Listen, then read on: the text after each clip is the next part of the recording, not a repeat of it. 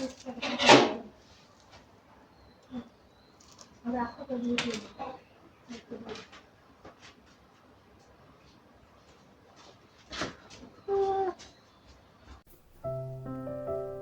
দর্শক, আসসালামু আলাইকুম। সবাইকে জানাই মাহে রমজানের আন্তরিক শুভেচ্ছা অভিনন্দন। আশা করছি সবাই ভালো আছেন। আজকে যে রেসিপিটি নিয়ে হাজির হয়েছি সেটি হচ্ছে পিয়াজু। আর পিয়াজু সবাই আমরা বানাতে পারি, তবে কেউ কেউ কমেন্ট করেন আপু পিয়াজু তৈরি করি, বাট দোকানের মতো স্বাদ পাওয়া যায় না। এটার কারণ কি? আজকে আমি পেঁয়াজু তৈরি করে দেখাবো। এভাবে যদি আপনারা তৈরি করেন অবশ্যই দোকানের থেকেও বেশি স্বাদ পাবেন। এবং আজকে পেঁয়াজু তৈরিতে একটা সিক্রেট মশলা ব্যবহার করা হয়েছে। এই সিক্রেট মশলাটি ব্যবহার করলে আপনার পেঁয়াজু দোকানের থেকেও বেশি স্বাদ হবে।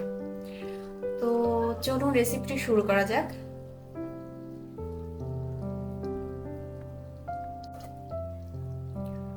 তো পেঁয়াজু তৈরি করার জন্য আমি 250 গ্রাম পেঁয়াজ কেটে নিয়েছি এবং কাঁচামরিচ নিয়েছি, ধনেপাতা কুচি, বিট লবণ। তো পেঁয়াজগুলো অবশ্যই একদম পাতলা পাতলা করে কুচি কুচি করে নিতে হবে। দেন একটা বাটিতে পেঁয়াজগুলো দিয়ে দিয়েছি, কাঁচামরিচ কুচি দিয়ে দিলাম, ধনেপাতা কুচি দিয়ে দিয়েছি,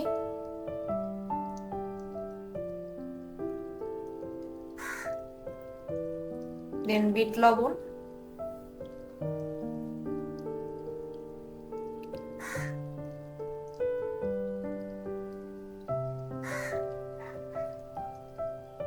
বিট লবণ যদি বাসায় না থাকে তাহলে দিতে হবে না, না দিলেও কোনো সমস্যা নেই, খাবার লবণ দিলেই হবে।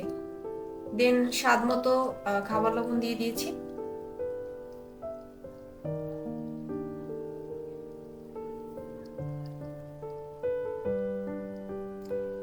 এক টেবিল চামচ হলুদের গুঁড়ো, 1 টেবিল চামচ মরিচের গুঁড়ো,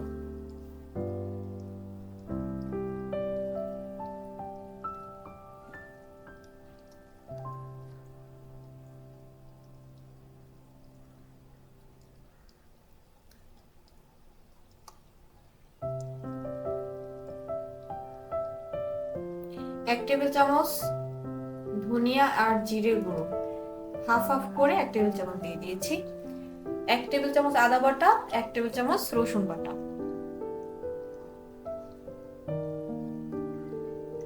এবারে ভালোভাবে মেখে নিতে হবে।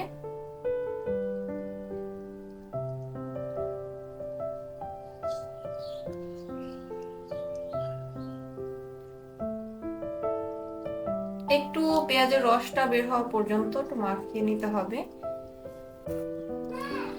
পেঁয়াজটা মাখানোর পরে 5 মিনিট রেখে দিতে হবে, যাতে করে পেঁয়াজ থেকে রসটা পুরোপুরি বেরিয়ে যায়। এবং এই রস দিয়ে হচ্ছে আজকে পেঁয়াজুটা তৈরি করা হবে। এখানে এক্সট্রা কোনো পানি ব্যবহার করা যাবে না। এরপরে পরিমাণ মতো বেসন, কর্নফ্লাওয়ার এবং চালের গুঁড়ো দিয়ে দিতে হবে। আমি 2 টেবিল চামচ কর্নফ্লাওয়ার, 2 টেবিল চামচ চালের গুঁড়ো এবং 4 টেবিল চামচ বেসন দিয়ে দিয়েছি।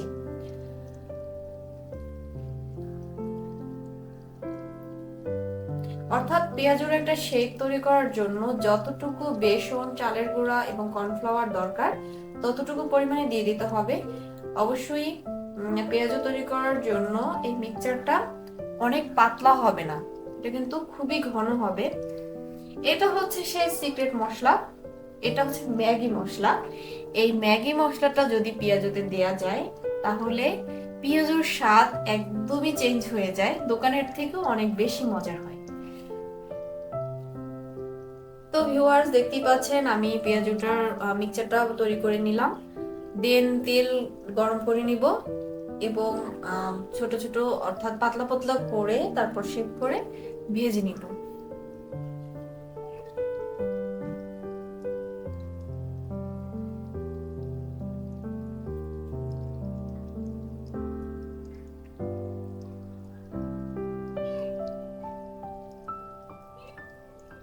তেল গরম হয়ে গিয়েছে, এবারে আমরা ভেজে নিব।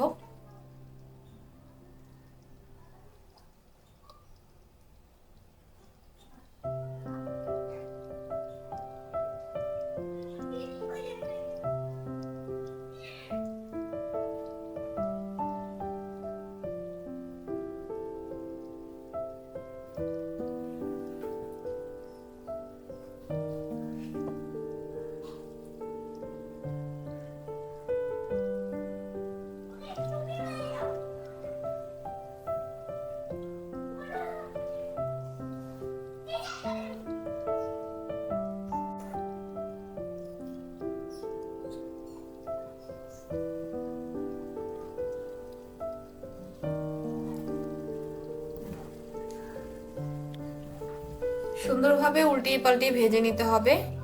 একটা পার্ট হয়ে গেলে উল্টে দিতে হবে।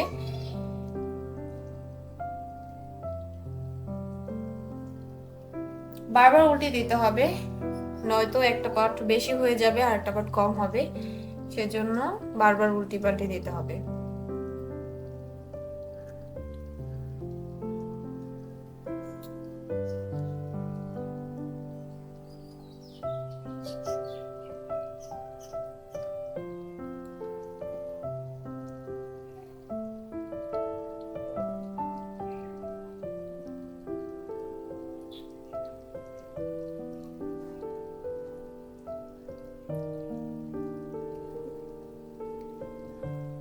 অল্প অল্প আছে পেঁয়াজটা ভেজে নিচ্ছি। বেশি আছে পেঁয়াজু ভাজা যাবে না, এতে করে ভিতরটা কাঁচা থেকে যাবে, খেতে ভালো লাগবে না। মিডিয়াম আছে পেঁয়াজুটা ভেজে নিতে হবে একটু টাইম নিয়ে। দেখতেই পাচ্ছেন পেঁয়াজুটা অনেকটাই হয়ে গিয়েছে।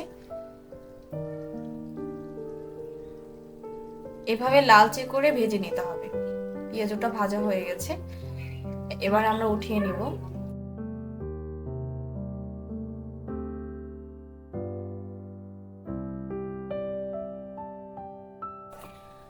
তো ভিউয়ার্স দেখতেই পাচ্ছেন পেঁয়াজুটা রেডি।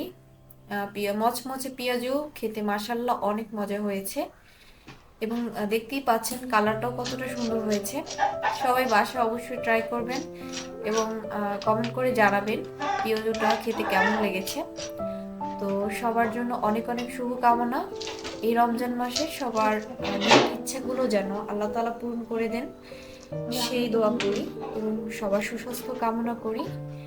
তো আজকের মতো বিদায় নিচ্ছি। আল্লাহ হাফিজ, আসসালামু আলাইকুম।